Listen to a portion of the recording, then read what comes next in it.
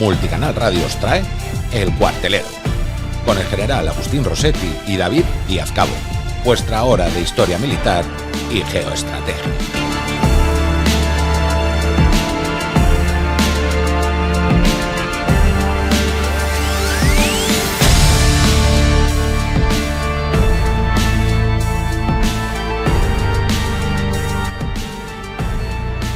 Buenas tardes, amigos del Cuartelero, bienvenidos a otro programa más sobre geoestrategia, historia militar, geopolítica, aquí en Multicanal Radio, todos los martes a las 4 de la tarde en la emisora. Nos tenéis también en directo en YouTube y nos podéis seguir en diferido, pues de nuevo en YouTube, que queda ahí grabado el programa, y en iVoox y Spotify, todo este tipo de plataformas. Twitter creo que también se cuelga el programa. Bueno, estamos ya en todas partes.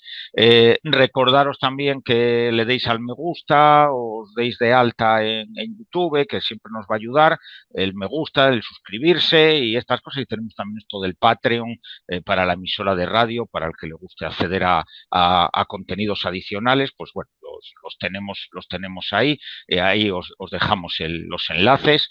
Y nada, vamos a seguir con el tema. Estábamos tratando todo el tema del Cuerno de África y lo vamos a interrumpir esta semana para hablar de la actualidad más inmediata, que es la guerra de Ucrania. Tenemos, como siempre, con nosotros realmente al director del programa.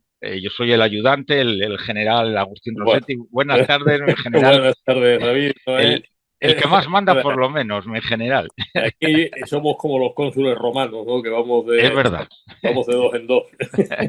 Es verdad, mi general. No había caído yo en lo del consulado romano, es cierto. Entonces, el cónsul junior, yo, sí, obviamente. Eso, y el senior. Es cierto, un día dedicaremos también un tema, un programa a lo mejor a Roma y todo ese mundillo, legiones y todo lo demás. Pero íbamos a ir un poco con Ucrania. Vamos a hacer una pequeña introducción. Hace tiempo que no tocamos Ucrania, aunque tenemos una serie de programas, y voy a hacer una pequeña introducción para recordar 4 conceptos, la historia un poco de Ucrania y muy brevemente cómo ha ido la guerra hasta hoy. Después ya comentaremos la actualidad de todos estos días, de esta última semana que ha sido muy, muy movida. Ucrania surge en el 882, que es cuando se establece la Rus de Kiev, que es una federación de tribus eslavas, orientales obviamente, y se llega a convertir en uno de los estados más importantes de Europa durante el siglo XI. Tiene un montón de vicisitudes, no vamos a entrar en ellas, porque lo que nos interesa es a partir de 1991 realmente. Pero bueno, perteneció a Rusia, Polonia, Lituania, Crimea fue de los otomanos, y en 1917 aparece ya como una república independiente, de nuevo, porque ya lo había sido, como hemos hablado, en siglos anteriores, y combatió contra los bolcheviques en la revolución de ese año.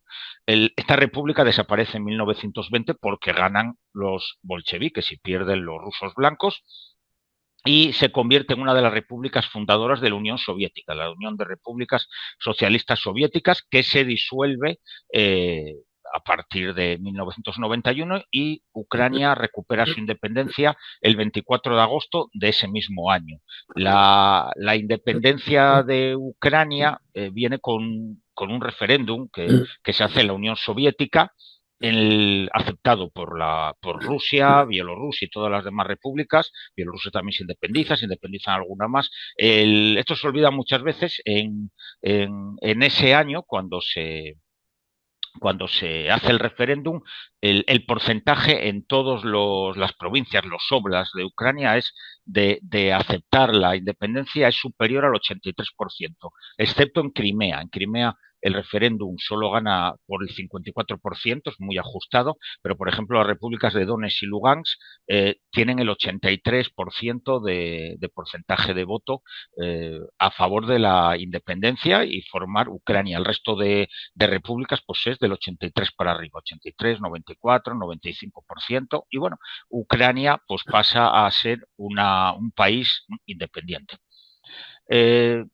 Tiene todos estos problemas de descomunización que tienen todas las repúblicas, y se suscribe en 1994, vamos a ir solo a los puntos que más nos interesan, se suscribe el Memorándum de Budapest, que ofrece una serie de garantías de seguridad al firmar Ucrania el Tratado de No Proliferación Nuclear y entregar todas las armas nucleares que poseía.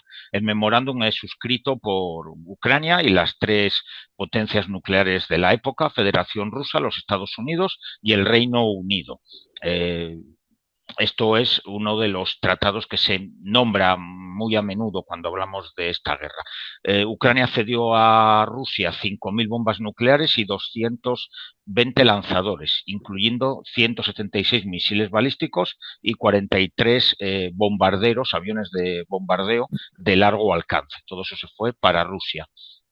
A partir del 1 de junio del 96, Ucrania ya no tiene ninguna ojiva nuclear, no tiene armamento nuclear y se desmanteló todo en Rusia. En teoría se desmanteló allí en Rusia. Vamos a pasar para no contar toda la historia, vamos a pasar a 2000, vamos a ir hacia 2013, que es cuando ocurre el Euromaidán. En 2010, Yanukovych es elegido presidente de Ucrania, en el programa pues lleva una política de acercamiento a Europa, a Occidente, y en 2013 ocurre el Euromaidán, porque Yanukovych rechaza el acuerdo de asociación con la Unión Europea, que estaba en su campaña electoral. Ese día cambia totalmente de postura.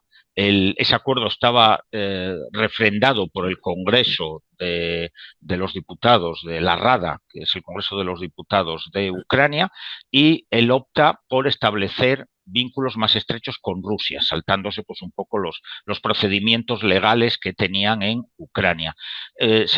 Comienzan protestas en la calle, una ola de manifestaciones y disturbios civiles en Kiev, que es lo que siempre se dice, que lo provoca Estados Unidos. No creo que lo provocara Estados Unidos, pero bueno, obviamente, pues seguramente las potencias occidentales pues aprovecharon, como todos aprovechan las ocasiones que tienen, sobre todo si van a su favor. De todas maneras, la violencia que hay en las calles deja 98 muertos y casi 15.000 heridos. La mayoría de esos muertos, creo que excepto 7, son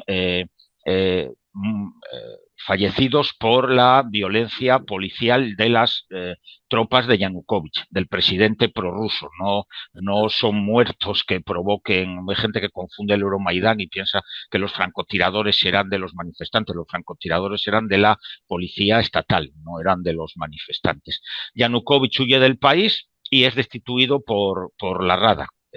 El Congreso lo destituye. Ya le habían advertido que tenía que cambiar de política, porque estaba aprobando algo que no había sido ratificado por la Rada, por el Parlamento. Se convocan elecciones presidenciales y sale pues Petro Poroshenko, que no vamos a entrar en ello. Hay protestas en Crimea, Donetsk y Lugansk porque se suspende la cooficialidad de los idiomas que tenían allí, y es cuando en 2014 Rusia envía tropas a Crimea, provoca allí, realizan un referéndum y bueno, se declaran independientes, obviamente con la presencia de las tropas rusas que han invadido Crimea. También en ese momento Rusia envía tropas mercenarios, no, digamos, las tropas no llevan la bandera, pero son soldados rusos, a las repúblicas de Donetsk y Lugansk. Ya con tropas rusas allí, celebran referéndum sobre el estatus político en estas dos repúblicas y proclaman la independencia unilateral de las dos regiones. Podremos decir que es algo similar a lo que hizo Puigdemont en Cataluña. Lo único que en vez de echarse atrás a los 8 segundos, pues aquí siguieron para adelante, pero con tropas rusas en su territorio. En septiembre de 2014 se firma el protocolo de Minsk para intentar frenar la guerra, pero nunca llega a cumplirse las condiciones por ninguna de las dos partes. También ahí va una propuesta de meter 14.000 cascos azules de la ONU en estas provincias. Rusia rechazó esa opción y no quería cascos azules allí. Y bueno, se complicó bastante. y realmente los independentistas de Donetsk y Lugansk pues siguieron combatiendo. Toda esta guerra tiene unos 14.000 muertos, hasta 2022 hay unos 14.000 muertos en las repúblicas de Donetsk y Lugansk, de los que 3.000 son civiles, el resto son militares, más o menos mitad en mitad, unos 6.000, unos 5.000, 6.000 ucranianos y otro tanto rusos y independentistas. En 2019 llega al poder Zelensky con un programa pro-europeo, pro-occidental y consigue el 73% de los votos. Que es un porcentaje muy elevado, la mayoría absoluta, y su programa pues era pro-occidental y acabar con la corrupción endémica de Ucrania. Parece ser que la gente pues bueno quería cambiar el tipo de país en el que vivía. Mi general, si le parece, hago un mini resumen de la guerra, de lo que llevamos hasta ahora. Sí, no, va muy bien, en poco tiempo eso es. Resumido perfectamente. Ahí está. Pues vamos ahora un poco a la guerra. La guerra, la actual, comienza el 24 de febrero de 2022, hace unos días que se cumplió los 3 años de ellos, y es una escalada realmente de la guerra ruso-ucraniana que viene desde 2014, desde la invasión de Crimea.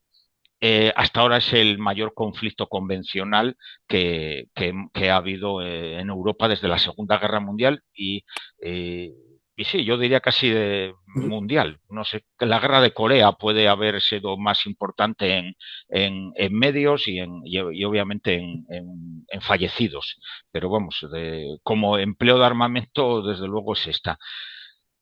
Cuando comienza, todos lo hemos vivido, pues Rusia intenta hacer una operación especial para conquistar la capital y quedarse con lo que es el gobierno de Ucrania y seguramente, que no lo sabemos porque no lo han confesado, establecer un gobierno títere, pero fue desmantelado gracias a la inteligencia occidental que había avisado a Ucrania que estaban preparados y desmantelaron la cabeza de ese golpe de Estado apoyado por Rusia. Rusia ya había usado esto pues en Afganistán, en Checoslovaquia, en Hungría, es el mismo tipo de operación de siempre. En marzo de 2022, un mes después, toman Gerson, que es la parte sur, y la zona de Mariupol al mes siguiente también. A lo largo de esa campaña abandonan lo que es la Ucrania central, se retiran, después lo veremos en un mapa, y se lanzan sobre todo a la zona del Donbass. Siguen bombardeando pues, objetivos militares y civiles los rusos, lejos de la línea de frente, y sobre todo atacan la red de energía durante todo el invierno del 2022.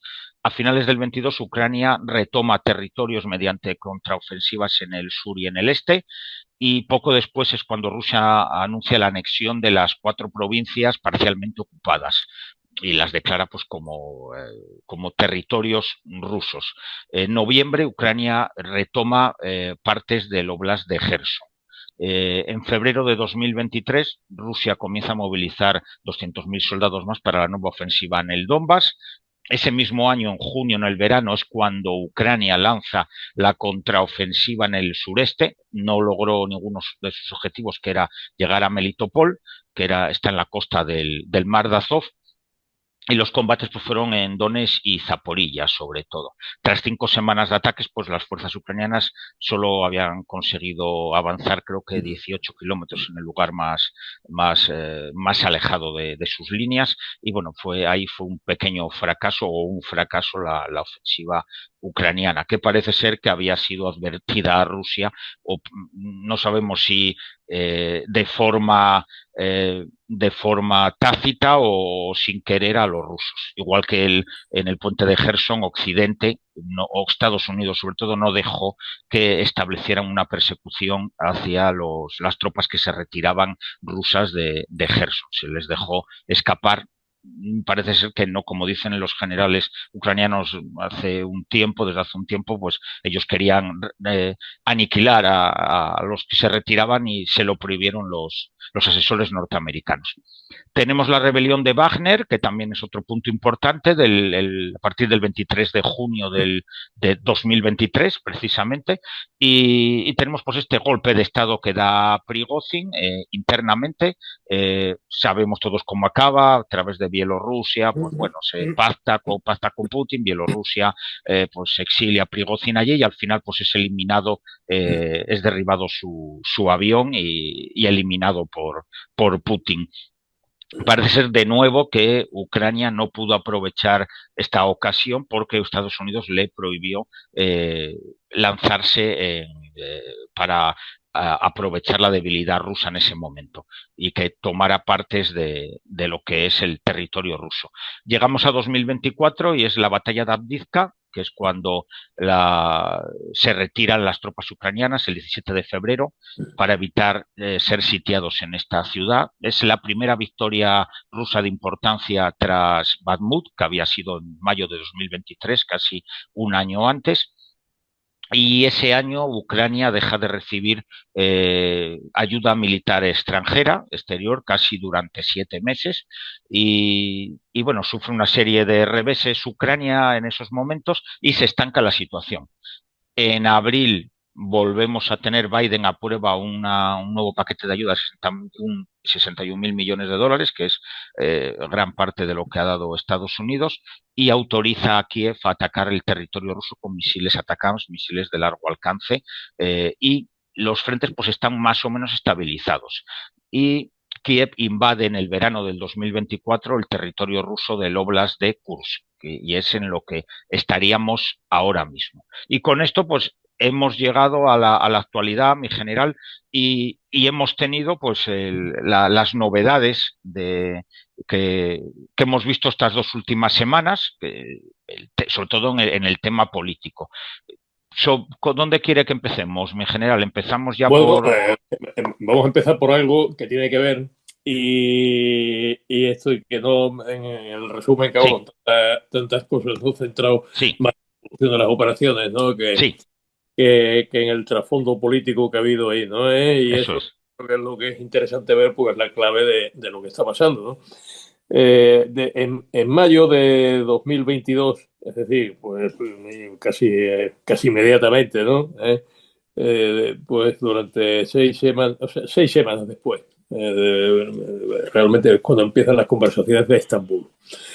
Es decir, la guerra se intentó detener.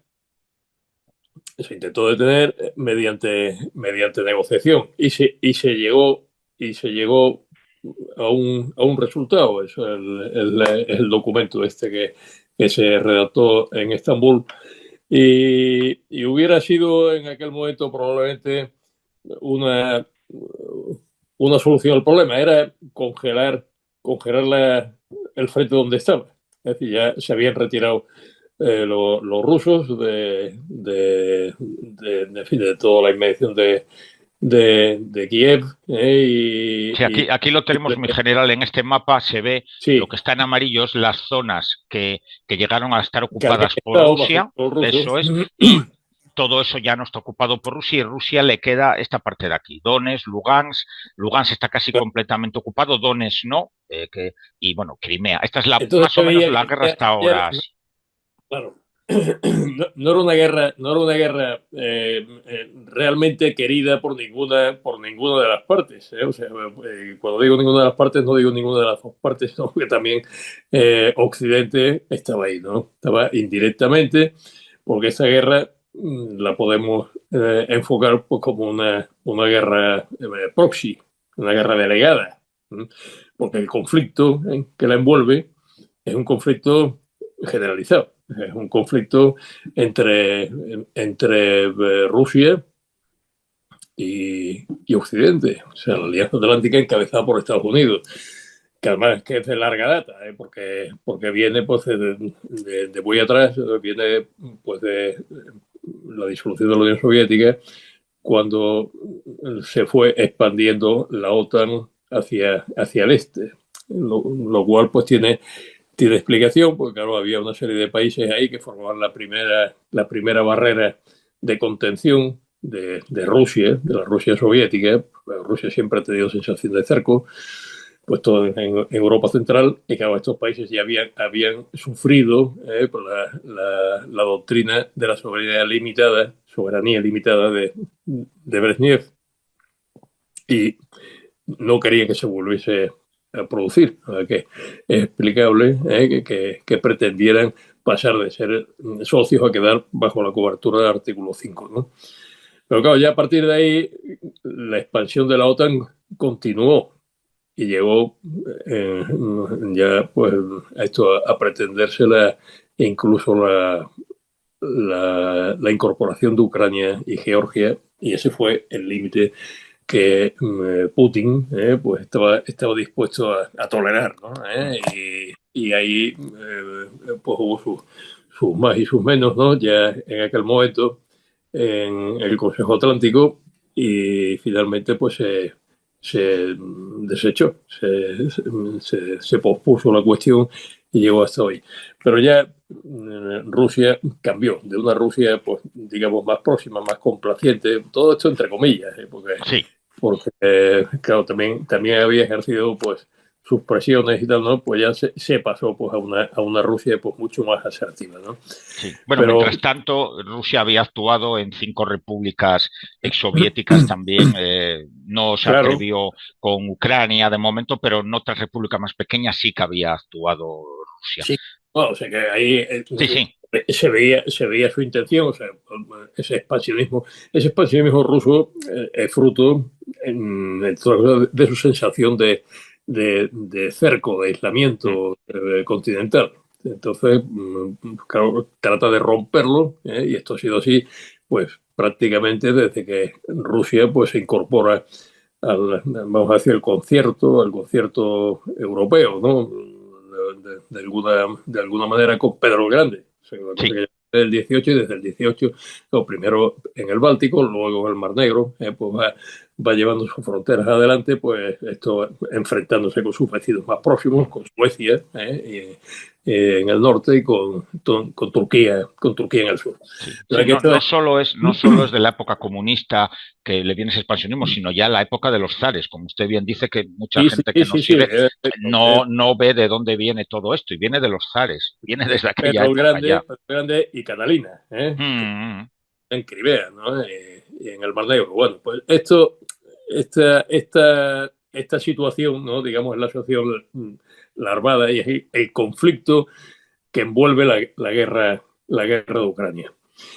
Cosa que se olvida con frecuencia, porque, claro, si vemos la cosa únicamente desde el punto de vista de que hay una guerra entre Rusia y Ucrania, pues hay muchas cosas que no se pueden explicar.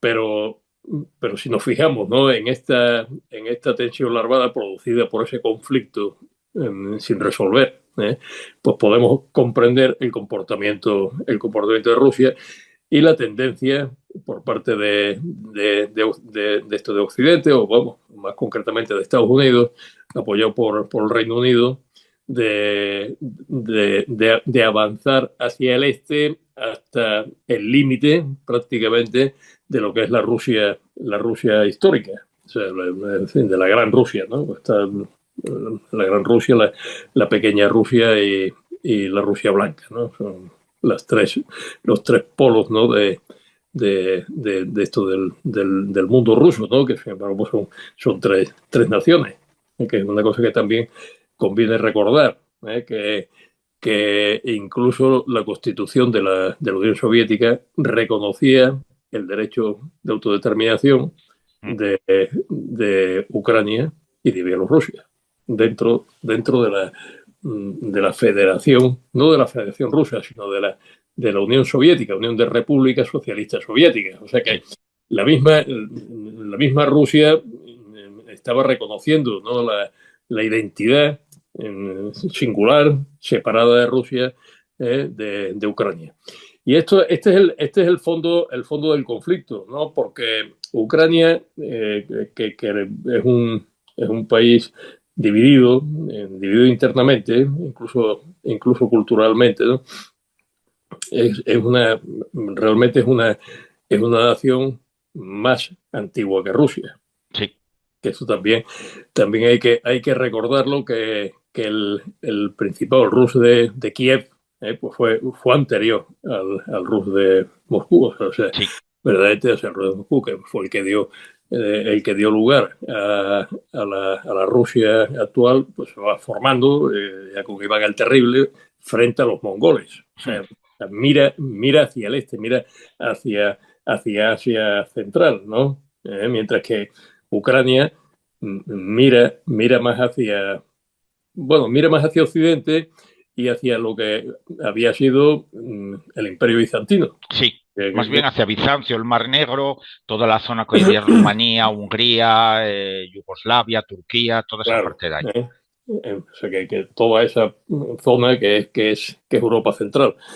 O sea que no es cierto, a mi juicio, ¿no?, que lo que dicen los rusos, ¿no?, para justificarse, que verdaderamente Ucrania no ha existido nunca, que Ucrania es una parte de Rusia y que tiene que volver a casa. Bueno, que es cierto que la cultura rusa, bueno, es todo cultura eslava, es lo que se llama la ortodoxia, es decir, la iglesia ortodoxa heredera de Constantinopla, ¿no? Y esto que tiene, pues, esos dos grandes centros, ¿no? Eso es el concepto del Translatio Imperii, ¿no? O sea que, bueno, ya Bizancio no existe, pero ahora existe Moscú, la tercera Roma, ¿no? Si Bizancio era la segunda Roma, es la tercera Roma, Moscú. Esa visión la tienen también. Que todo esto tiene mucho que ver con el problema, porque los geopolíticos rusos, ¿no?, trabajan ese mito. Claro. Y hay una forma de utilizar la geopolítica, o sea, o de utilizar, ¿no?, la geografía como instrumento de la política, que, hombre, fue muy, no es que sí, fue muy condenable en el sentido de que ideología, o sea, lo que hace es envolver, o darle fundamento, cierto fundamento más o menos artificial, a la política expansionista. Esto lo vimos con Haushofer, ¿no?, en el Tercer Reich. Por eso, para comprender muchos comportamientos de Putin, pues hay que retrotraerse a Hitler. O sea, hay quien dice que Putin es comunista. No, Putin es estatista. O sea, y tiene un designio y tiene apoyo, ¿no?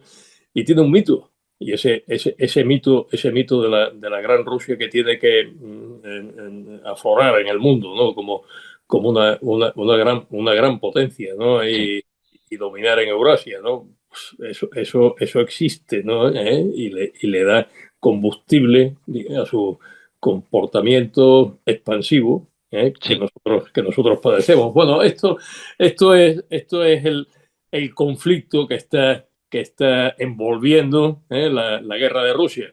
La guerra de Ucrania. Ha habido una serie de crisis, ¿no?, que se han ido sucediendo, pues, dentro de ese conflicto, la que has descrito muy bien, la de Euromaidán, ¿no? Sí. Euromaidán, como sabemos, significa Plaza de Europa, ¿no?, que es donde se concentraban ahí los manifestantes, ¿no? Y en cualquier caso, se mire como se mire, porque claro, los partidarios de Rusia, que los hay, y son bastantes gitanos, pues lo que dicen es que aquello fue un golpe de Estado y por tanto, pues consideran que todo lo sucedido después, pues, está invalidado porque es un gobierno ilegítimo. Y lo cual, pues, es una visión, pues, o sea, primero, que se puede combatir, como muy bien has explicado, pues cómo fueron en fin, el comportamiento de Yakunovich en su momento, y que se enfrentó con la Rada y trató de conducir al país, ¿no?, o de retenerlo dentro de la órbita rusa. Sí. Mientras que la sociedad rusa, o sea, el pueblo, pues, por ucraniano, el pueblo lo que hizo fue discutirle eso y manifestar claramente su apego a la libertad, a la identidad propia de Ucrania y a volverse hacia Occidente. O sea, a escapar precisamente de ese mundo cerrado ruso, en el que habían estado, pues, no sé, pues, en la época soviética, pues, totalmente secuestrada su identidad. Sí, desde 1920 que pasan a la Unión Soviética. Claro. Entonces, Ucrania tiene sus motivos, ¿no? Y cuando la guerra de la actual, ¿sabes? Que de 2022 se produce tras una presión, que podemos decir, intolerable por parte de Occidente, ¿no? La presión rusa, ¿no? Cuando Putin, en fin, estando en vigor por el protocolo de Minsk, los protocolos de Minsk fueron dos, Sí. que fueron los que terminaron con la crisis del Euromaidán. La crisis del Euromaidán, que fue bastante larga, las crisis cuando se dice que son dentro de un conflicto, pues son periodos intermedios, ¿no? entre la paz y la guerra, ¿no? Eso también ahora está relacionado con lo que hoy día se llama zona gris. Esa zona gris que se ha extendido mucho, son esos conflictos, ¿no? Que no llegan a ser guerra, pero que realmente se manifiesta una hostilidad, y presiones por otros medios. Ahora, pues con todo lo que ocurre en los commons, los commons, o sea, sobre todo en el espacial y en el cibernético, pues ahí hay verdaderos ofensivos, verdaderos ataques, no se derrama sangre, pero bueno, no se derrama sangre directamente, ¿no? Pero sin duda pues es el ejercicio del poder de las fuerzas, ¿no? Bueno, pues ahí esto pues se saldó con dos protocolos. Primero uno en 2014, que fue el MIS-1, que congelaba la situación, mantenía la línea de contacto, pero, y esto es muy importante, mantenía las fronteras. Sí. Las fronteras eran las que estaban acordadas y garantizadas en el memorándum de Budapest. Y ahí pues había habido todos los pronunciamientos democráticos y demás y tal, ¿no? Referendos, etcétera, etcétera, ¿no? Y esa era Ucrania. Y esas fronteras pues están garantizadas, pues en primer lugar por la Carta de Naciones Unidas, el mayor fundamento, digamos, el fundamento último, ¿no? El más importante que pueda haber, aparte de todo el derecho internacional, ¿no? Eso, la seguridad de las fronteras, ¿no? Y la Carta de San Francisco, pues lo que hacía es que condenaba la guerra como instrumento para resolver los conflictos internacionales. O sea, por mucho conflicto que podamos tener en una frontera, lo que no podemos hacer es tratar de alterarla mediante el uso de la fuerza, porque eso nos llevó a dos guerras mundiales. Sí. Y la experiencia de la humanidad es que esto se tiene que acabar. Y son precedentes peligrosos porque permitir que cualquier país se salte impunemente podemos decir que es la legalidad internacional, porque la ley, lo que uno quiera, pero es lo que nos defiende a veces de que el poderoso pise al más débil. Cuando todo eso se salta por los aires, ya no volvemos al mundo, lo hemos hablado otras veces, el mundo medieval, donde pues el más fuerte o el que tenga una ventaja táctica o estratégica, pues la va a aprovechar y ya no va a haber nada que hacer. En el caso de España, la ley desde el principio, el derecho, es el amparo sobre todo del débil. Claro. Y eso, bueno, el poderoso no necesita leyes. Claro, no necesita leyes. Ya pues, Roma ya reconocía el derecho de gentes. Sí. Y reconoció el derecho natural. O sea, que decía el gran jurista Gallo, decía, definición del derecho natural es aquello que la naturaleza ha enseñado a todos los animales, ¿no? Pero para tomar conciencia de eso, pues tuvieron que pasar realmente muchos años, ¿no?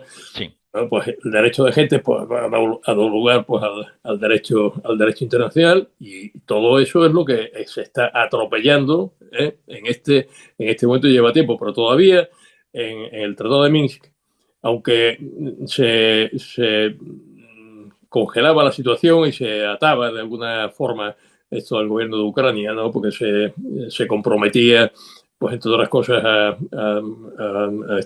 abrogar, ¿no? Pues las disposiciones que se habían adoptado de eliminación del ruso como idioma oficial. Sí, lo de los idiomas. Cosas, ¿no? Y se mantenían a los bandos rebeldes armados, ¿no? Sí. Pero sin embargo la vigilancia de la frontera de Ucrania correspondía a la República de Ucrania, además que se respetaba al menos eso fundamentalmente. Sí.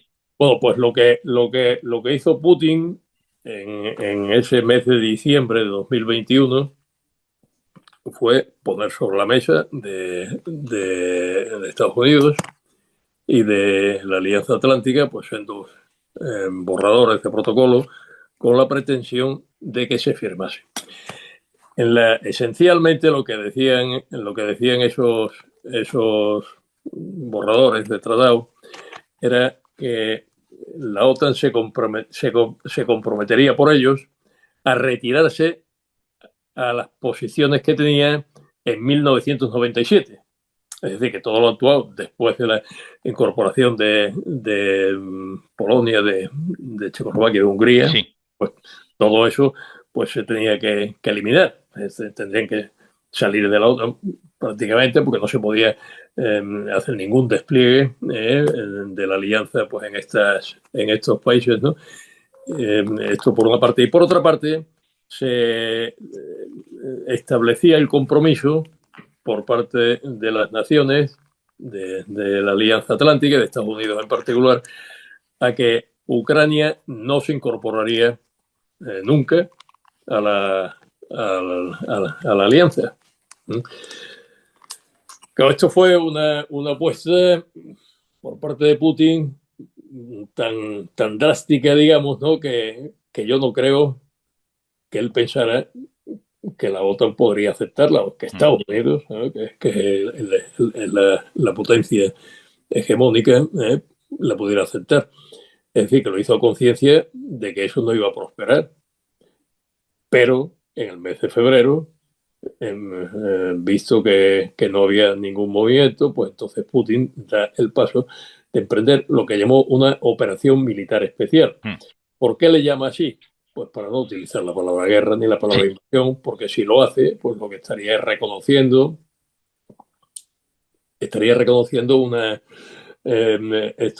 una infracción del derecho internacional. Y por eso le llama Operación Militar Especial, que tiene ese nombre que es un eufemismo verdaderamente para lo que es una invasión. Y trata de eludir la condena internacional, trata de eludir las sanciones, trata de salirse con la suya en la convicción de que Ucrania se va a rendir. O sea, lo que hizo de forma encubierta, más o menos encubierta, aunque se viera su mano en Crimea y en el Donbass, pues ahora trata de hacerlo para deponer al gobierno de Kiev. Y bajo la acusación de ser un gobierno ilegítimo, como decíamos, porque venía pues, de un golpe de Estado, y que eso no era lo que quería Ucrania, y lo que quería era recambiarlo, y tal, ¿no? Y claro, lo que pretendía era imponer por la fuerza lo que no había conseguido de otra manera.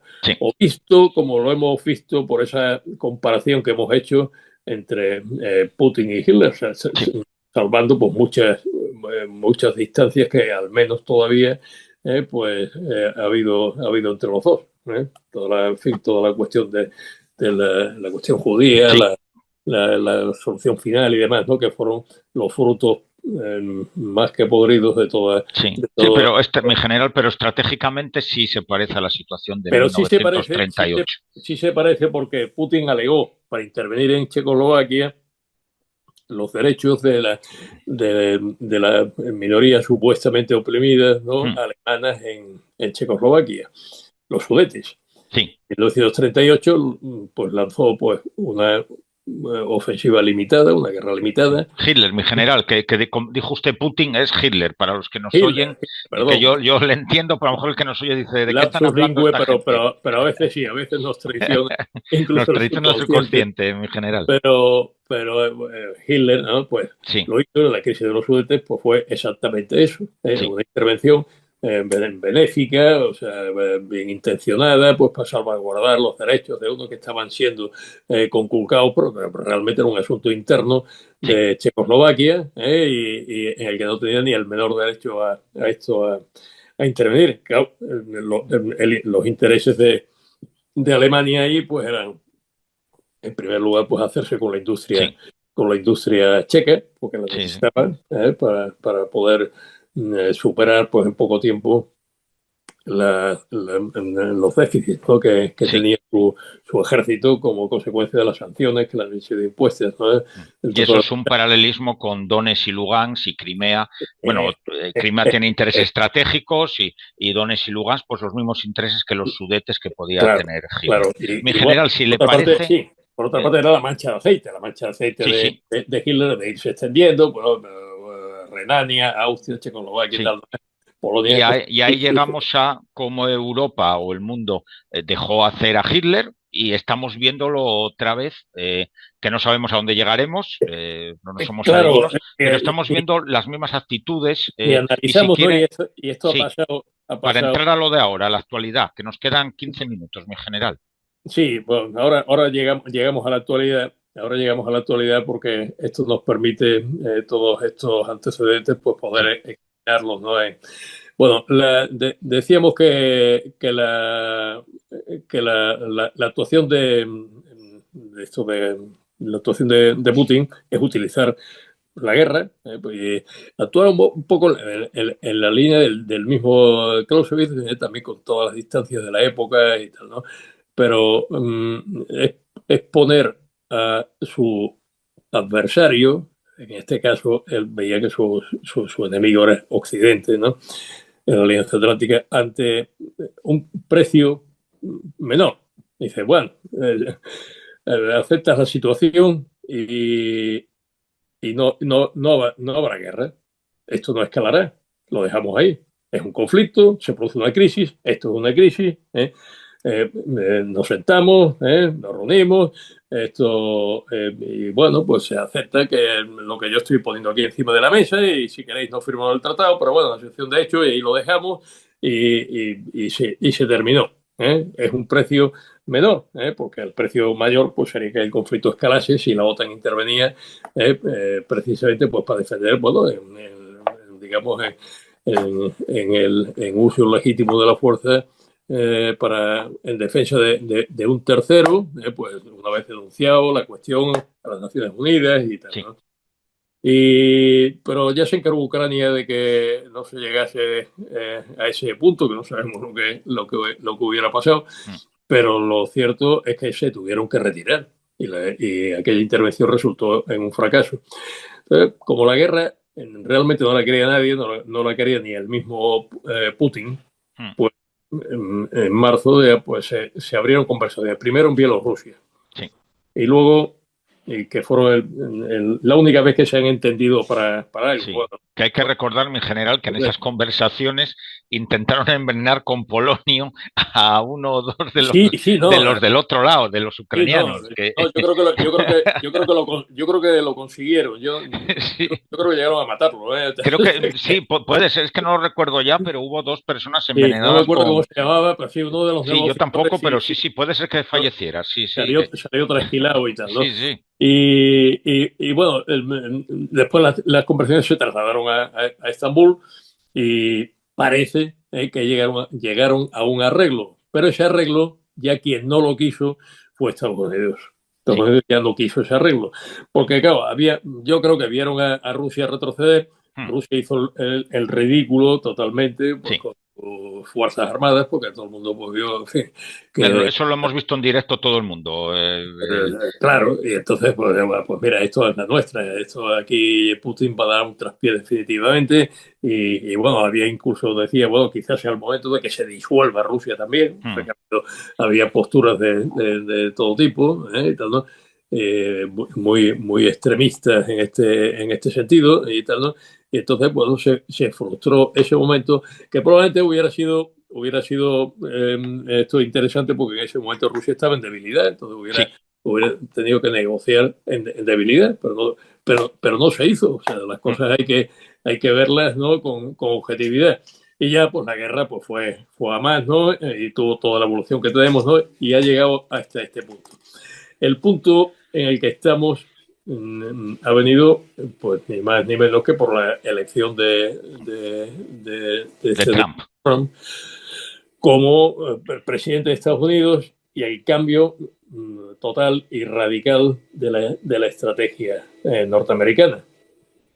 Lo más grave del momento que estamos viviendo es ruptura, no es una ruptura todavía formal, pero sí es un distanciamiento entre los aliados, o más bien entre Estados Unidos y sus aliados europeos, porque Canadá también es americano y sin embargo no está en esto con Estados Unidos. La estrategia de Estados Unidos, o sea, actualmente, bueno, la administración Trump, la administración republicana, es realista y es aislacionista, digamos, ¿no? Sobre todo es realista y parte del principio de que mis intereses son sagrados y voy a luchar por mis intereses como país, frente a los intereses de cualquier otro. Y no quiero vínculos con ningún otro país que me obligue a modular, digamos, la atención a mi propio interés. Sí, en general, si me permite, realmente Sí. es la política de Estados Unidos casi desde su nacimiento como nación o como Estado, y se la saltó esa política a partir de la Segunda Guerra Mundial, a partir del 41 ya a que entra. ya a partir de la primera. Sí, ya en la primera también vino. Ya fue una intervención que no era exactamente por su propio interés, ¿no? Sino que era. Y bueno, ahí el presidente Wilson pues hubo que vencer su resistencia. Sí. Y en la Segunda Guerra Mundial también tardó en entrar. En la Segunda Guerra Mundial también estuvo haciendo más o menos lo que hace ahora. Bueno, pasaba lo mismo, pasaba quizá lo contrario porque Roosevelt era más partidario de entrar ahí de lo que era Wilson. Sí, pero eso bueno, seguro. Son posicionamientos por parte de Estados Unidos que ha alternado siempre el hecho de estar en otro continente, tener el Atlántico por el medio y el Pacífico por el medio de otros países. Pues América, pues para eso los que ven las cosas así, pues como un nuevo mundo que tiene que aislarse de las contiendas que son ajenas. ¿No? Bueno, él está en la administración Trump está en esa tesitura y cuando lo primero que hace es una crítica radical al idealismo demócrata en este caso. Ha habido idealismo republicano, porque los neogónicos pues también querían intervenir en todas partes. De hecho, lo hicieron, Afganistán, Irak, tal, o sea, para imponer determinado modo de ver las cosas que se considera que es apto pues, para cualquier pueblo y en cualquier momento de su evolución histórica, ¿no? Y que esas intervenciones pues han provocado pues guerras que han sido terriblemente costosas, ¿no? para los Estados Unidos. O sea, se entiende esa posición, pero lo que no se entiende es lo que ha hecho, ¿no? Porque lo que ha hecho es inmediatamente decir, bueno, yo esto lo quiero y lo quiero ahora ya, y a costa de lo que sea. Tiene que haber paz en Ucrania. ¿Por qué quiere una paz inmediata en Ucrania y en Oriente Medio? Porque quiere cuanto antes volcarse al Pacífico y no quiere dejar cabos sueltos, ¿no? Que en un momento determinado pueda desestabilizar pues, el sistema geopolítico en su perjuicio. En el caso, o sea, no vamos ahora a meternos con el tema de Oriente Medio, que ya hemos hablado en otros programas y tal, ¿no? Pero en el caso de Europa, pretende zanjar esta cuestión. Y claro, hay dos cosas, ¿no? Está la guerra de Ucrania y está, como decimos, el conflicto generalizado, conflicto diplomático, ¿no? Pues que lo envuelve, el conflicto geopolítico, ¿no? más que diplomático, ¿no? porque tiene muchas dimensiones, ¿no? Claro, los actores son distintos en uno que en otro. La guerra de Ucrania es una guerra delegada, es una guerra proxy, es una guerra que ha estado haciendo Occidente, ¿no? Con Rusia, que en el marco del conflicto que se está realizando por mediación de Ucrania. Esto, pues hay quien no lo quiere ver, pero bueno, yo creo que hay que verlo con objetividad. Esto no quita a que Ucrania tenga todos los derechos como Estado soberano que es, y que eso hay que tenerlo en cuenta. Y luego está la guerra que se está produciendo entre Ucrania y Rusia. Para que haya paz, es decir, para terminar con esta guerra, que es una guerra pues, muy peligrosa porque puede escalar y puede desbordar los límites en los que está en este momento, pues hay que negociar la crisis en la que se está centrando el conflicto, se ha venido centrando el conflicto entre la Alianza Atlántica y Sí. Rusia, que dio lugar pues a los dos famosos borradores que se pusieron ahí, tal, ¿no? Donde ponía sus objetivos estratégicos Sí. Rusia, ¿no? Mi general, bueno, y termine alguna pregunta, sí. Sí, no, pero digo que esta es la negociación, y claro, Sí. como Trump lo quiere ya, pues entonces lo que ha hecho es simplificar el tablero. Sí. Y bueno, entonces ha dicho de una forma tosca e injusta y absolutamente falsa, ¿no? Dice, usted, Ucrania, usted, Zelensky, ha provocado esta guerra, usted ha empezado esta guerra y se ha negado a negociarla. Y eso es radicalmente falso. Es falso de toda falsedad y tal, ¿no? Entonces, pero ¿qué hace con eso? Lo que hace es, de alguna manera, demonizar a Zelensky, y entonces apartarlo de la escena. Entonces ya queda simplemente negociando con Putin. ¿Qué pretende hacer? Apartar a Rusia de China, que es su verdadero competidor. Entonces, claro, lo tiene que atraer. Por eso incluso se habla, dice, no, es que usted tiene que dimitir, Zelensky, quitarse de ahí y tal, ¿no es? ¿Por qué? Porque Putin lo odia. O sea Sí. que ha sido, esa es la forma de estrangular en el Tulianum, como harían los romanos a Vercingetorix, ¿no? Sí. O a Yugurta, ¿no? Bueno, pues este es el planteamiento actual. Claro, Lo que ocurre, mi general, una pregunta le hago. Trump se ha dedicado a presionar a la víctima, en este caso al invadido, sin embargo no ha dicho una sola palabra contra Putin, contra el agresor. Es lo curioso de este caso, que todo ha recaído, Putin en teoría con estos tratos que está promoviendo Trump. Hoy mismo sabemos que ayer ya le ha suspendido la ayuda militar a Ucrania. El beneficiado es Putin. Estados Unidos puede ser beneficiado, habrá que verlo si le beneficia al final o no, pero aquí parece que el que está actuando como proxy de Rusia ahora mismo es Trump, es el enviado del ruso. Que si decimos como, en fin, esta sentencia que parece que es de Mark Twain, ¿no? De que la historia no se repite pero rima. Sí. Si comparamos también, ya hemos hecho la comparación anterior cuando la cuestión de los Sudetes y tal, ¿no? Y en los mismos términos, pues es como si aquí estuviéramos esperando a un Churchill, que sería la potencia extracontinental, en este caso, ¿no? Que sería Estados Unidos, no el Reino Unido. El Reino Unido ya no tiene la talla, ¿no? que tenía entonces y tal, ¿no? Y en vez de venir un Churchill, pues venir un Chamberlain. Esto que se ha entendido, Chamberlain se entendió con Hitler por la paz. Que hubiera paz y tal, ¿no? Todo el mundo descansó y tal, ¿no? Hay gente que está deseando descansar y que haya paz, pero claro, todos queremos que haya paz. Yo creo que tiene que haber negociación. Esto hay que desactivarlo, esta guerra hay que pararla, ¿no? Esto hay que dejarlo claro, pero no a toda costa, no a costa, en primer lugar, de la víctima. O sea, no podemos convertir en agresor a la víctima. En fin, esto es una aberración. Es que aquí el único que pierde realmente es la víctima, porque es una negociación y dices, oye, el del otro lado, ¿qué pierde? Pero es que no vemos que pierda nada. Perdemos todos, porque lo Claro. que pierde es que pierde el orden internacional. Claro. Este orden que tenemos, que es un orden basado en normas, fundamental en la Carta de Naciones Unidas, en toda una sucesión de tratados, ¿no? Los últimos de los cuales pues, son el 2+4, el memorándum de esto de Budapest. O sea, a partir de ahora, no sé, parece que los litigios van a resolverse otra vez a tortazos y no como se tienen que resolver, ¿no? O sea, parece que ya las fronteras pues no vale nada, porque las fronteras pues depende de quien tenga más fuerza para poder alterarlas esto impunemente. Los tratados pues ya no hay que respetarlos. Rusia no respetó nunca ningún tratado, y desde luego la posición en que los aliados europeos quedamos en relación con Estados Unidos, que ya ha anunciado pues, su voluntad de salir de Europa, pues bruscamente, Aunque esto se venía anunciando, ¿eh? Y tenemos que incidir en la cuestión de la defensa de Europa, ¿eh? O sea, Sí.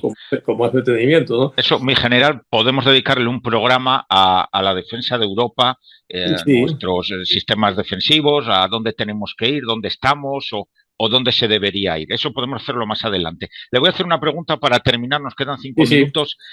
Siempre vemos un poco esto, hemos hecho un análisis y usted lo ha hecho perfecto, un análisis totalmente objetivo, pero ¿cómo veríamos esto si fuéramos Putin? ¿Cómo cree usted que Putin está viendo esto? Ya saliéndonos de la objetividad y de ver la legalidad de las cosas, bueno, ¿cómo estará Putin Putin, viendo esto? a Putin Porque le ha nadie tocado. comenta nunca sobre ese hombre. Yo tengo mi opinión, que seguramente va a coincidir con la suya, le voy a Sí, dejar a usted. A Putin le ha tocado la lotería, o sea, diríamos, pero bueno, a lo mejor es que ha comprado todos los billetes. Que, claro, Sí, es que a lo mejor ha comprado el billete este claro, o anaranjado, sea, a lo mejor está comprado ese ha billete habido, ha también, habido claro. ha habido una aproximación por parte de los dos y tal, ¿no? Claro, esto lo que tiende a un orden. Esto se llama, fue Antonio Gramsci el que acuñó la Mm, expresión interregno, ¿no? Que es una sí, metáfora, como sí, sí. tantas otras cosas. La Guerra Fría es una metáfora, ¿no? Pues interregno es una metáfora, es lo que hay entre dos reinados y tal, ¿no? Bueno, interregno. Lo que hay entre dos sistemas, ¿no? Es lo que dijo, estaba en la cárcel se debía aburrir muchísimo porque Sí. dijo cosas interesantes, ¿no? Es un hombre muy inteligente, sin duda. Y Gramsci dijo que lo definió como un sistema está muriendo y el nuevo no puede nacer. O sea, como unos dolores de parto ahí y tal, Mm, ¿no? Y esto es lo que él llamaba interregno. Claro, él se refería al tiempo que estaba viviendo. Estamos hablando de los años 20, sí, transición a la década de los 30. entre Bueno, guerras, el periodo de entre es guerras. un siglo exactamente, ¿no? Claro, el sistema que iban a hacer seguramente no era el que él concebía, que era el socialismo real y tal, ¿no? Sino que fue el sistema internacional, pero realmente es la bipolaridad. En parte sí, en parte tuvo razón porque durante 80 años, durante muchísimos años, ¿no? En medio mundo, pues rigió el socialismo real. Mm, ¿Eh? Real que fue un fracaso, como todos sabemos que fue el final de la Guerra Fría, ¿no? En la otra parte, pues, rigió pues, un orden liberal democrático, pero sí es cierto que en el conjunto del mundo pues, había el derecho internacional, pues tenía pues, unos elementos fundamentales, ¿no? que evitaban las guerras que había habido hasta ese momento. Bueno, ahora estamos probablemente en un interregno. Esto se ha planteado en la conferencia de Múnich, cuando se ha dicho vamos a un orden multipolar, a una multipolaridad. No se ha resuelto, porque tampoco la conferencia sirve para resolver las cosas, ¿no? Pero sí para dejarlas planteadas ahí. Y muy probablemente, pues, este orden multipolar pues, tiene ciertas tendencias imperiales. Es decir, claro, esto a Rusia le conviene mucho porque lo que quiere es su zona de influencia. ¿Y hasta dónde llega su zona de influencia? Pues no lo sabemos. Se está analizando pues, la situación interna de Rusia y hasta qué punto podría resistir. Y bueno, hay bastante acuerdo en que Rusia podría resistir la continuación de la guerra. Ucrania no puede resistir la continuación de la guerra, aunque Ucrania no ha perdido la guerra. mm. Y Rusia no ha ganado la guerra, esa es la verdad en este momento. Pues claro, la talla de Ucrania es mucho menor que la de Rusia y Rusia resiste más que Ucrania, aunque también tiene sus límites, también querría detenerlo, ¿no? Pero claro, no puede hacerlo. Entonces, claro, lo que se ha dicho, y se ha dicho por los líderes europeos después de la reunión de esto que han tenido en Londres y tal, ¿no? Convocado por Starmer, ¿no? Han sido 2 años, ¿no? O sea, vamos a ver, necesitamos un tiempo para rearmarnos, hacerlo urgentemente, seguir apoyando a Ucrania, ¿no? Pero no podemos hacerlo sin Estados Unidos. Vamos a hablar con Estados Unidos de esto que hemos tratado. Estados Unidos, pues ya hemos visto lo que ha hecho, suspender Sí, la ayuda a Ucrania. Dentro de ese problema es vuestro, sí. apañaos como queráis, ¿no?